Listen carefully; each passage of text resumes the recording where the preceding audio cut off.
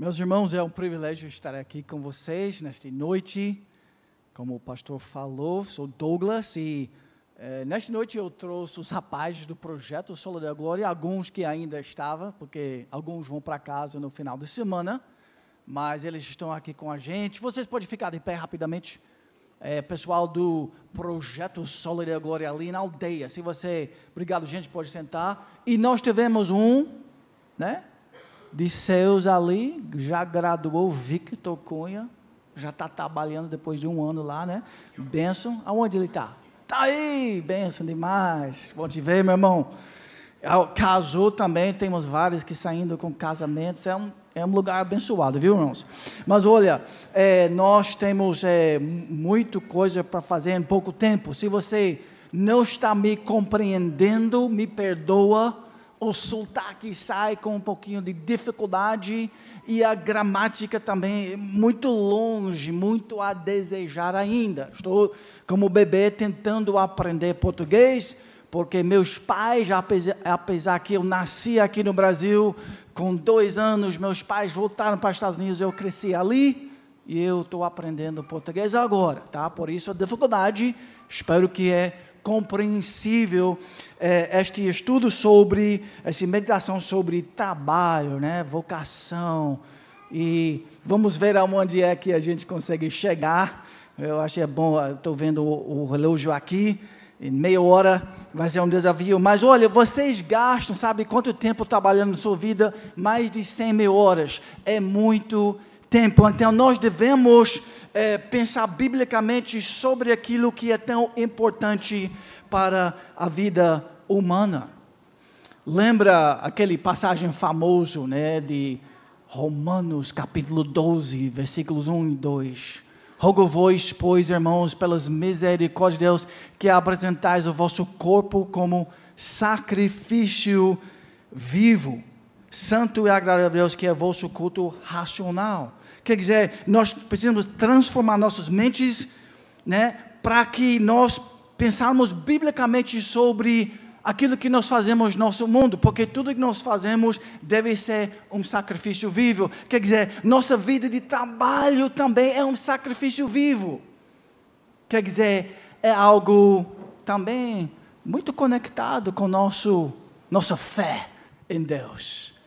Então, eu sei que vocês têm falado aqui muito sobre essa desconexão de fé e prática, de fé e cultura, de vocação e aquilo que nós fazemos aqui, mas isso é uma desconexão não bíblica, né? Nós devemos unir, porque Provérbios 4, 23 diz assim: acima de tudo que se deve guardar, guarda o seu coração, porque dela procede as fontes da vida. Quer dizer, as fontes da vida, eles saem de onde? Do seu íntimo, do seu ser, ali dentro, do mundo invisível, do mundo espiritual. O coração é mente, razão, desejos, motivações, pensamentos, e você usa então sempre seu coração, e aquilo é aplicado neste mundo, aquilo que sai do seu coração, suas mãos vão palpar, né? Sua mente vai fazer cálculos e aquele cálculo um dia vai ser concretizado neste mundo, mas aquilo saiu de um berço chamado o coração, que é o cerne da vida humana, é a principal parte da vida humana, é o coração. O Provérbios nos ensina isso claramente, que você é um ser espiritual e corporal unido. Mas esse coração é a prioridade, diz a palavra de Deus. E ali nesse coração nós devemos amar nosso Deus em primeiro lugar. E nós devemos amar nosso próximo, diz Jesus, resumindo o que deve, né, estar guardado no nosso coração.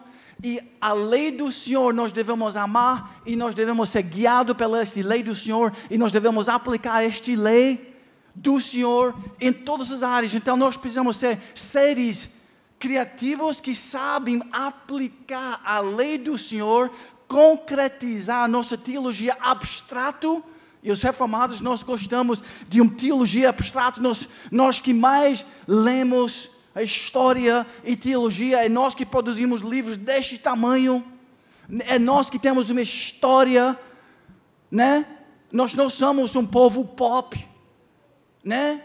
Nós somos um povo enraizado na história. Nós temos uma confissão que 400, 500 anos atrás, nós temos meditado sobre como aplicar a lei do Senhor à vida humana. Então, esta aplicação da vida humana tem tudo a ver com nossos chamados neste mundo, nossas vocações, nossos trabalhos.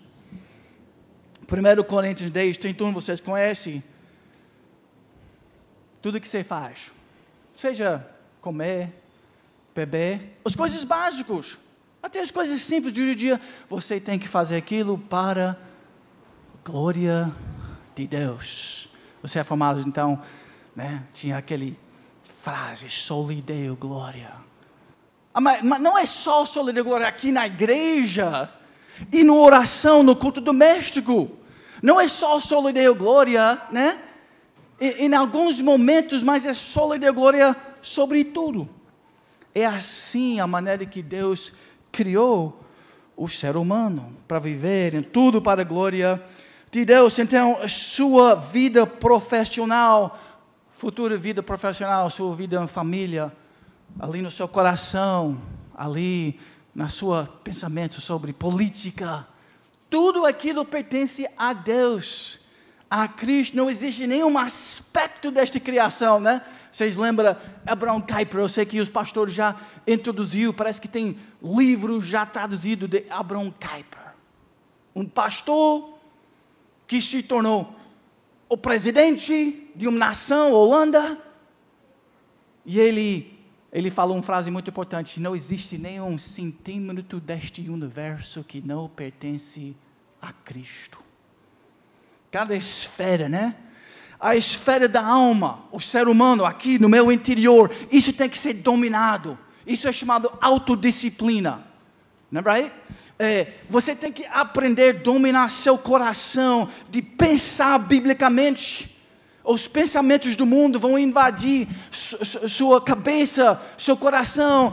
As práticas, os testemunhos do mundo, da universidade, da escola, vão invadir seu coração. E você tem que repelar aquilo, conformando sua mente à palavra de Deus, e sendo guiado pelo este evangelho, a história da redenção, a lei do Senhor.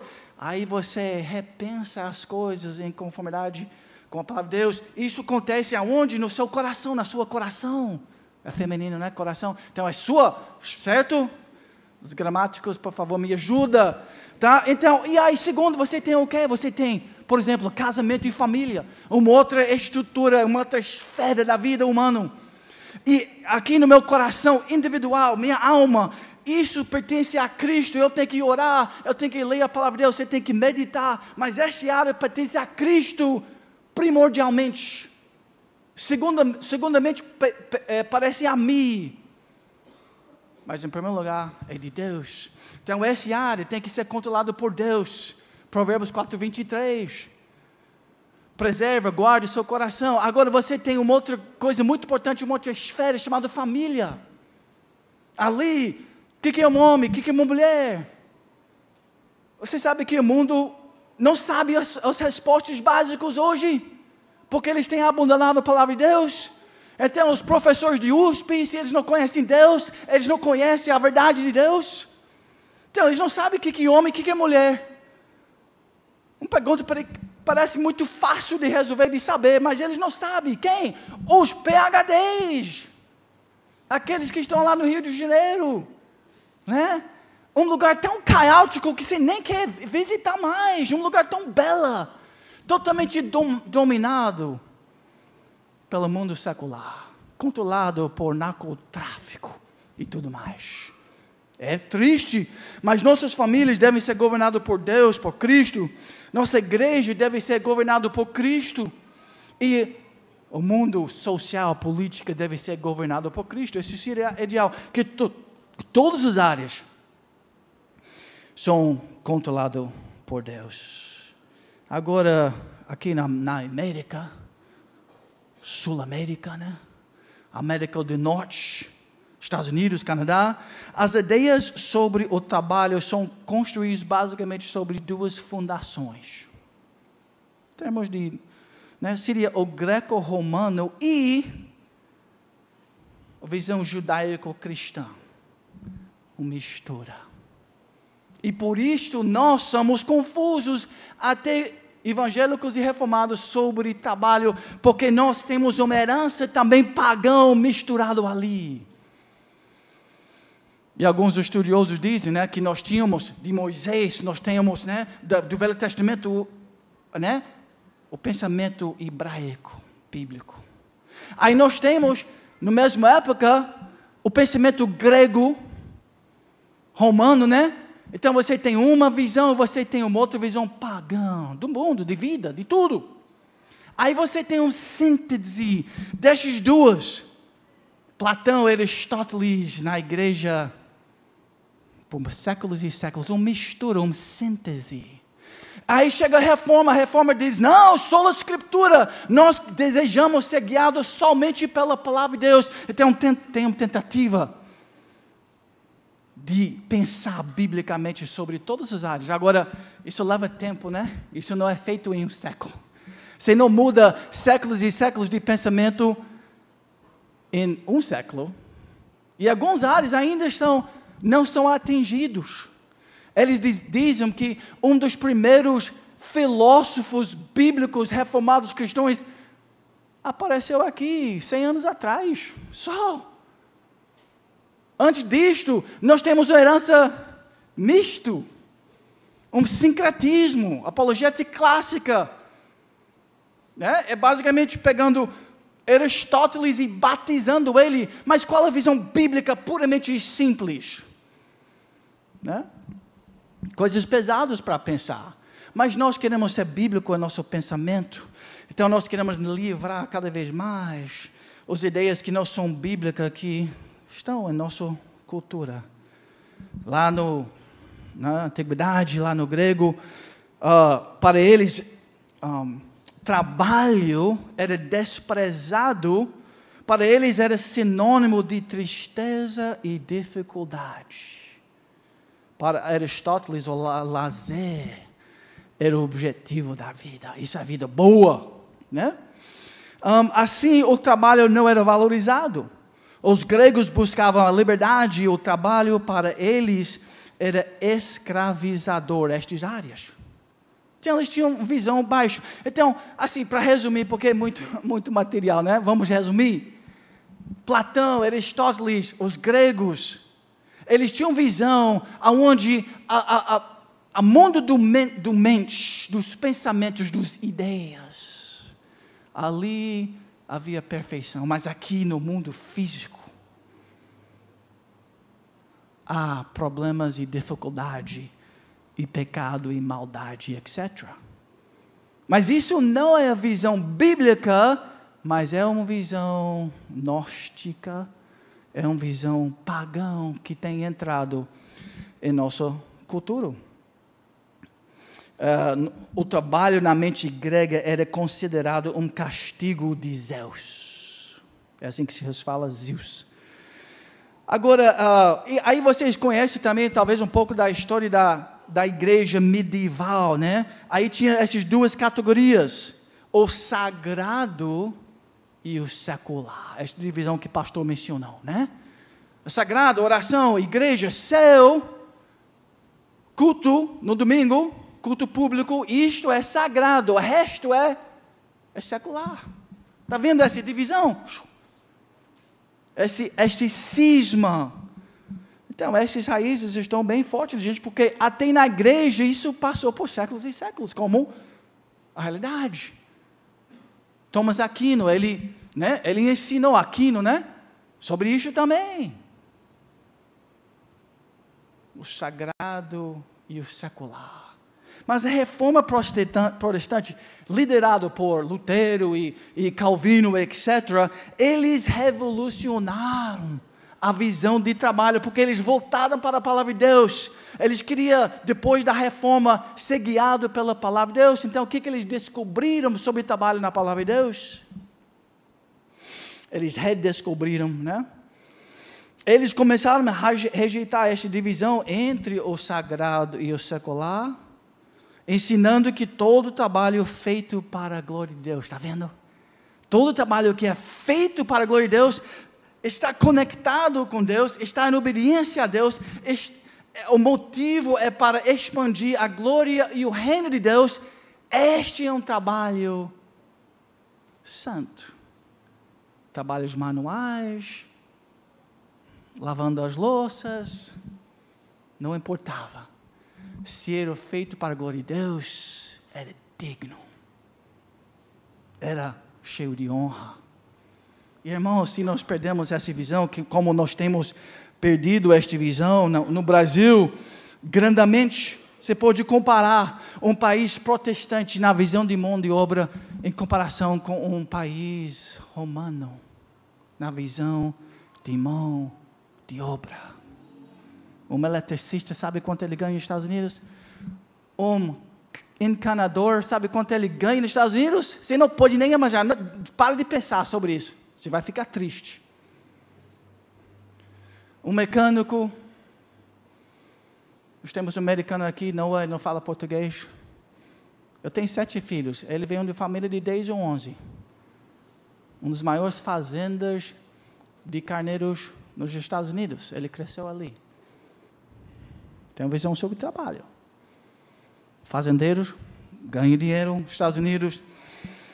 Eu sei que alguns ganham também aqui, mas olha, todas essas visões e essa teologia tem um impacto imenso sobre sua visão na sociedade. O que você vai valorizar? Que filosofia de trabalho você vai erguer, você vai expressar neste mundo? João Calvino, mais uma vez, ele falou assim: o Senhor ordena a cada um de nós. Porque soberania de Deus, né? Reforma e a soberania de Deus é sobre tudo. Ele sabe de tudo. Ele é soberano sobre sua vocação. Em todas as ações da vida que olhemos para o seu chamado. Vamos lá. Cada indivíduo tem o seu próprio tipo de vida, a ele designado pelo Senhor como uma espécie de posto de sentinela. Aonde é que Deus te colocou? Aonde você cresceu? Aonde você nasceu? Deus é soberano, Ele sabia daquilo. Nasceu nos Estados Unidos, Europa, China ou Brasil? Em que bairro? Ele é soberano sobre aquilo. E Ele te colocou lá como um posto, tem uma responsabilidade, como uma sentinela. E naquele lugar onde Deus te coloca hoje, é ali que você usa suas mãos, coração, mente, como sacrifício vivo para Deus. E fazendo isso, seu trabalho não é em vão, porque está glorificando o Senhor. E se você não tem essa visão, sabe o que você vai fazer? Como ele continua dizendo, você vai vaguear desatentamente pela vida.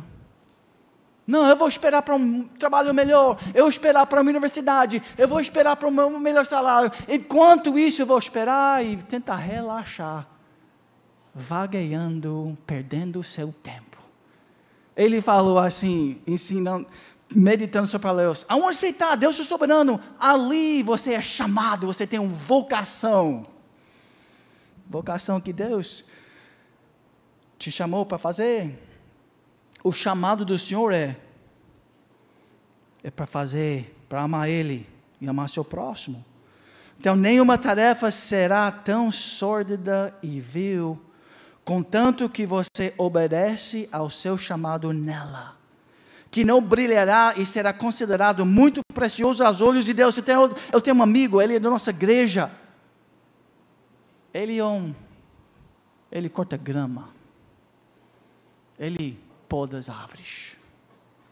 Mas ele faz em 6 horas o que um outro rapaz faz em uma semana.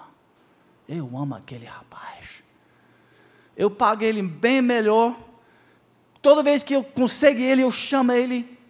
Eu quero ele mais vezes, eu quero ele lá no projeto, porque ele sabe trabalhar, ele sabe usar as mãos para abençoar o próximo. Ele é um bênção. ele está servindo a Deus. Vocês sabem quantos mecânicos eu já visitei. Primeiro, eles me roubam toda vez. Eu chego lá, pode esquecer, 3, 5, 10 vezes mais caro do que uma pessoa normal. Eu tenho um van, 1998. Isso é terrível. Eu tenho 2 vans. Família grande, né? Vive né? Como chama? No mecânico. Tinha que pintar, restaurar recentemente. Sabe quanto demorou? Ainda não está pronto, mais de 1 ano. É triste, o valor, o desejo, a mão de obra é desprezado no Brasil. Eles não recebem nada, mas também eles não entregam nada. E quando você multiplica isso por uma cultura inteira, o que você tem? Atraso, né? Ineficiência. É chato, difícil. Você não tem brilho, você não tem excelência, você não tem qualidade. Isso não glorifica a Deus. Então, essa ética bíblica, que eles às vezes chamam a ética de protestante de trabalho. Agora, esta visão de trabalho, quando ele se torna secularizado, sem a visão da Bíblia de Deus guiando esta visão de trabalho pode se tornar idólatra. Vou trabalhar para ganhar dinheiro. Isso, os Estados Unidos está cheio disso. Tem muita gente que tem muito dinheiro. Né? Mas faz o que com aquilo? Nós iríamos chamar Brian Chan para chegar aqui. Né? Vocês conhecem Brian Chan? É um chinesinho que chegou aqui, muito brilhante. Alguns anos atrás, sabe o que aquele vidinho faz? Ele tem uma mente brilhante. Tem uma empresa razoável aqui, de tecnologia. Ele banca 20 estudantes de todo o Brasil, sozinho. Só ele. Então ele ganha dinheiro, e muito, mas o que ele faz com aquilo? Ele quer abençoar, ele quer treinar, ele quer ajudar. Nós precisamos 10 mil desses empresários. Sabe quantos eu conheço? Alguns milionários. Eu jogava basquete, eu viajava muito, donos de grandes empresas em São Paulo. Eu vi, chegando tarde de noite, as esposas tomando pílulas deprimidas, multimilionárias. Que esses caras não sabem abençoar vidas, não. Eles sabem ter carrão. E só. Eles são egoístas. Quando os prostitutas, a gente chegou tarde no Rio de Janeiro, milhares, parece uma fila imensa, da cidade inteira, cheia de prostitutas. Os milionários chegavam ali para ver.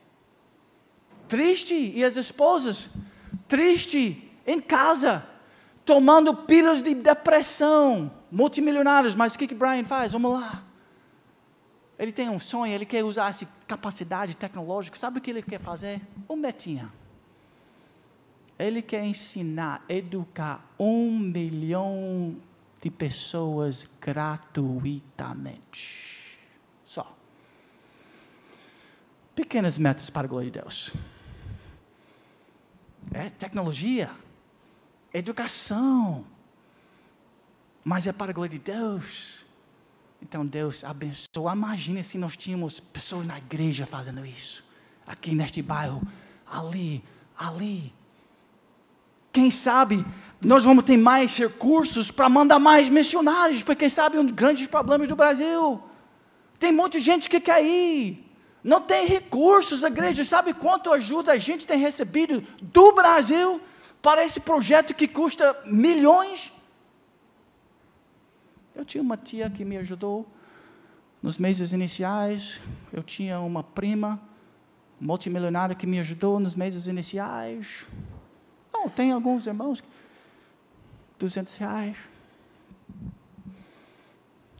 Tudo vem do exterior. Estou criticando isso, glória a Deus por isso. Mas olha, nossa mente, isso cai em cima dos ombros de quem? Nós que somos bíblicos, evangélicos, cristãos, que vivem para a glória de Deus, é nós que temos que mudar isso. O mundo secular não tem capacidade de fazer isso. Vai ser muito sacrifício. Mas quando essa visão é retirada, irmãos, de uma visão bíblica, é tudo perdido. Tessalonicenses diz assim: pois mesmo quando estávamos com vocês, não lhes demos esta ordem: se alguém não quer trabalhar, também não coma. É a visão do Novo Testamento, seriedade. Você tem que, como cristão, você tem que trabalhar para ser um bênção para quem? Sua mãe, seu pai, sua igreja e sua sociedade, com certas prioridades em primeiro lugar. Então, vocês foram criados para trabalhar. Deus é um criador. Ele trabalhou desde o início e Ele criou você, Gênesis 1, 26 a 28, na imagem dEle. Deus é criador. Então, o que Ele quer que você seja? Criativa. Trabalhador. Sabe o que Ele quer? Você pega areia, que Ele fez, ex nihilo. Ele quer que você pegue a areia, pó, faz alguns cálculos, misturas químicas e faz isso. Nós temos uma biblioteca aqui maior do que Alexandre o Grande tinha. Nenhum imperador, nenhum homem rico, desde a criação, teve o que vocês têm na sua mão. Né? É isso que Deus quer de nós. Usar aquilo que Ele criou, lubrificar, melhorar, fazer plantações e comida e coisas excelentes. Isso também faz parte do nosso culto racional.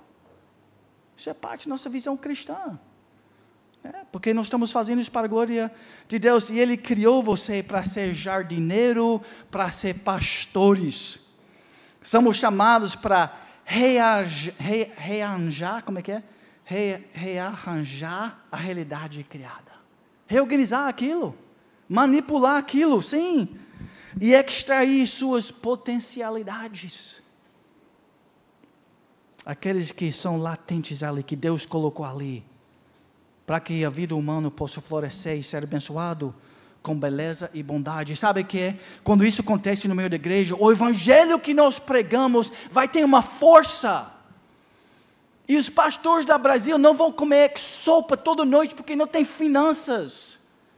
Porque o povo também vai apoiar a igreja, eles vão apoiar as escolas cristãs, eles vão apoiar muitas coisas boas e belas.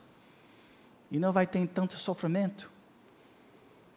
Que alguns cristãos vão entrar no mundo político, que é totalmente dominado por secularismo. Sabe por quê? Os evangélicos e os protestantes, nós temos abandonado este aspecto do mundo e nós temos falado, Satanás pode governar ali, eu não vou entrar naquele lugar sujo.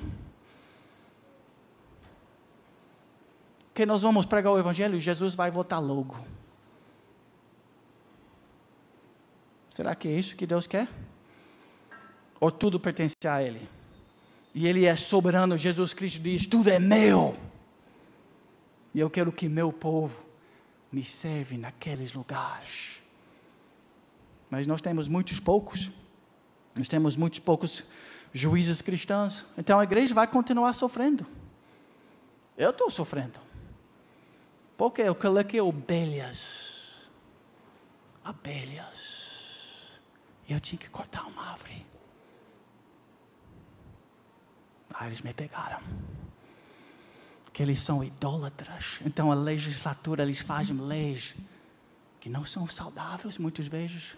Porque não tem cristãos ali lutando por uma sanidade. Nós somos quietos, recuados. Trabalhando em outros lugares, bem quietinhos e bem tranquilo com maldade que está se espalhando. Corrupção que governa e reina. Será que Deus está ali grato e glorificado com aquela corrupção que reina no nosso sistema político? Certamente não. Então alguns de vocês têm que pegar um aplicativo, inventar algo que vai mostrar a corrupção que existe neste mundo. Quem pode fazer isso? Oxe, vocês podem. Então nós somos muito confusos sobre esta questão, estas divisões, mas como você foi criado, eu sei que eu tenho que correr. Vamos lá, somos feitura dele, criados em Cristo Jesus para boas obras. Isso é o Novo Testamento. Criados para boas obras, ergois agathos, né? Boas obras. Isso nos lembra do que? Gênesis 2. Deus colocou Adão no jardim para cultivar e guardar, para pastorear, para ser zeloso ali. Sim, para preservar o próprio coração, para proteger a esposa dos ataques do inimigo.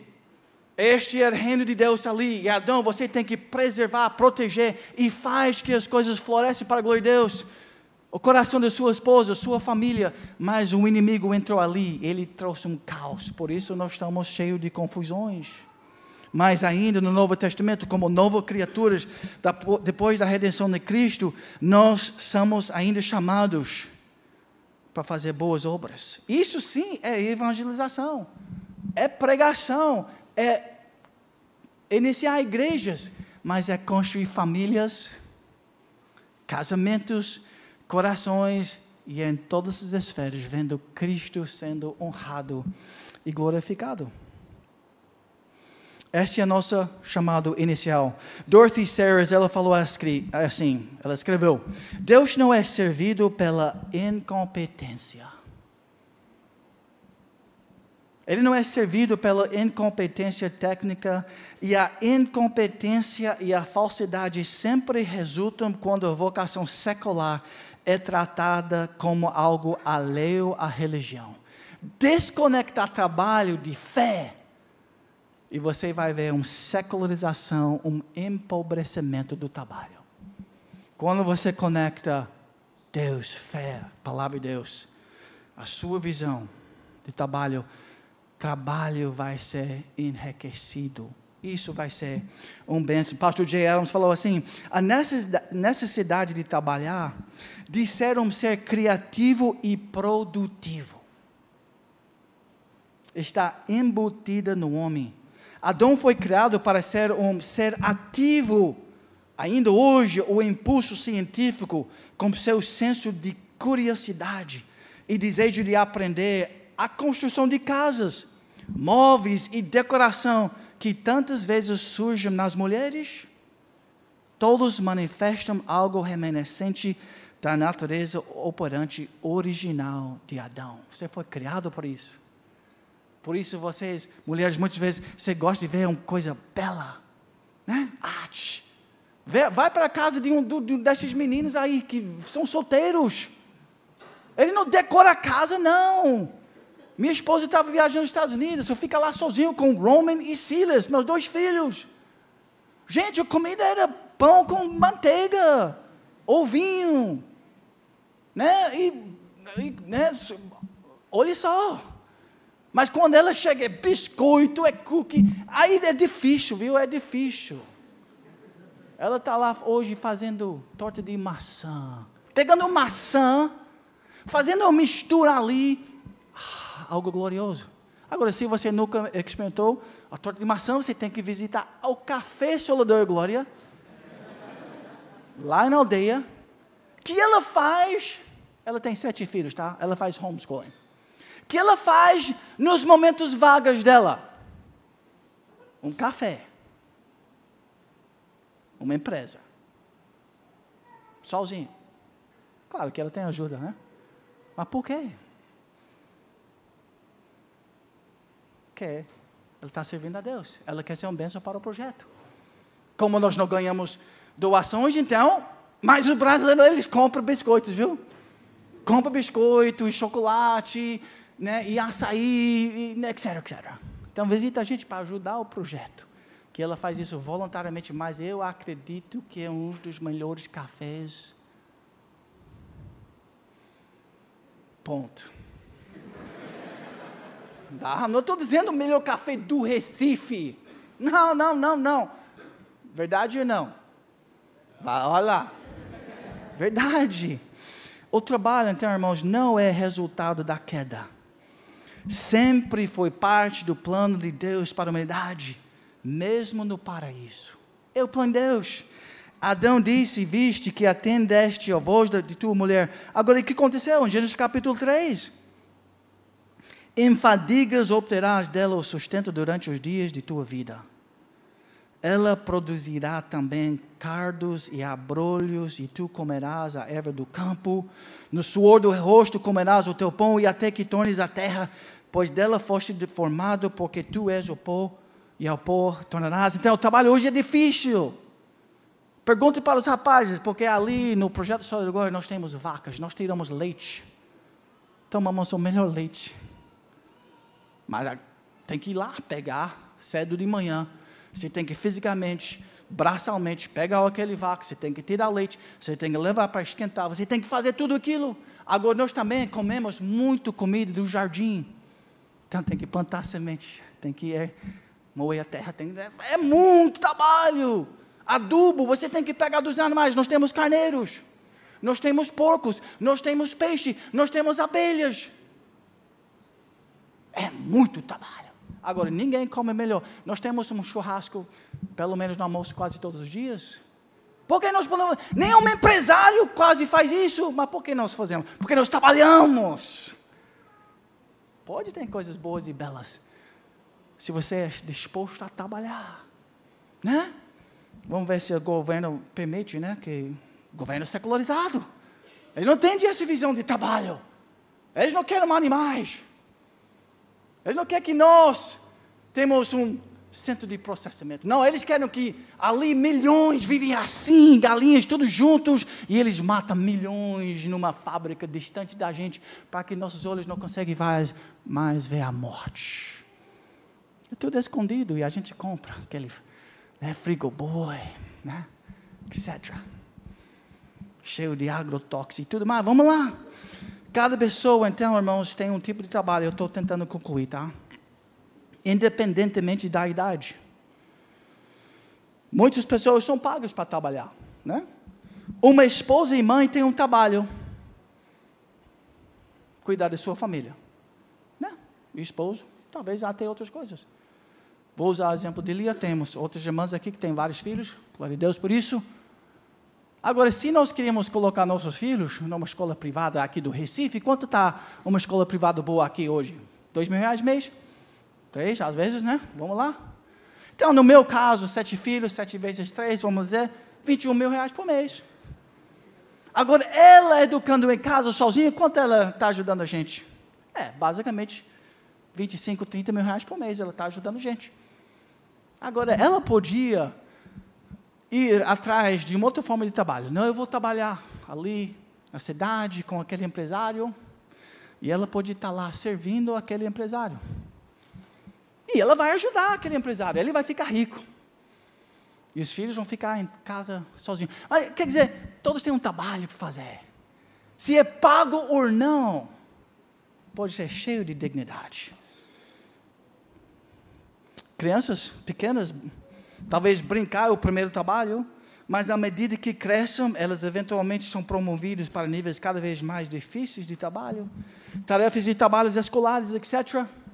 Todos vocês, quer dizer, o ponto aqui é, vocês têm um trabalho, um chamado, uma vocação, onde Deus te colocou hoje, é onde você usa suas mãos, mentes e corações, para a glória dEle. A terra é do Senhor, diz o salmista. Tudo pertence a Ele, pela criação e pela redenção. Então, vive para a glória dEle. Usa todas as suas capacidades para a glória dEle. Ajuda a tua igreja com os recursos. Né? Ajuda missionários, ajuda a sua família. Compra coisas confortáveis para que você pode receber pessoas em casa, ser um bênção. Né? Tudo isso tem conexão com a nossa visão de trabalho. Não é secular, é espiritual, quando é feito para a glória de Deus. Essa é a visão bíblica, a visão protestante, calvinista, reformado de trabalho. Como o nosso Brasil precisa disso, irmãos. Nós somos o lugar que precisa mandar missionários ao redor do mundo, em vez de bombas, que não vão resolver os problemas. E tem muitas bombas acontecendo. Alguns de vocês vão ter que ter o trabalho de ter família e filhos, que os problemas econômicos que estão diante de nós são impossíveis humanamente falando. Nós não temos tido filhos. E pode esquecer o futuro economicamente falando. Japão, nós temos um japonês aqui, Rapper reformado. Tá? Um dos países mais assim, brilhantes em termos de tecnologia, mas está morrendo, não teve filhos. China, morrendo. Quando? Hoje. Está morrendo, filho. Eu sei que o jornal brasileiro não passa isso. Alemanha, morreu já. Europa, morrendo. Sabe por quê? Não teve filhos. O problema demográfico é impossível a recuperar. Trabalha para a glória de Deus. Cria filhos, igrejas na sua casa, discipulado, evangelismo pessoal, familiar. E faz isso para a glória de Deus. Minha esposa tem 7 trabalhadores em casa. Dá para fazer muita coisa quando é feito para a glória de Deus. Vamos orar. Senhor, obrigado. Nós temos muito para aprender, muito para organizar a nossa mente sobre trabalho, Senhor. Ajuda a gente a ser trabalhadores fiéis a Ti, amando a Tua palavra, amando o Teu Evangelho. Livra-nos, Senhor, de decepções filosóficas e coloca na gente um desejo de ver o Senhor exaltado em tudo que nós façamos. Seja na área de tecnologia, seja criando filhos, seja sendo um pastor, missionário ou mecânico, pedimos que nós fazemos isso tudo para o único que é digno de receber louvor e glória e honra. Isso que nós pedimos, Senhor, em nome de Jesus. Amém. Amém.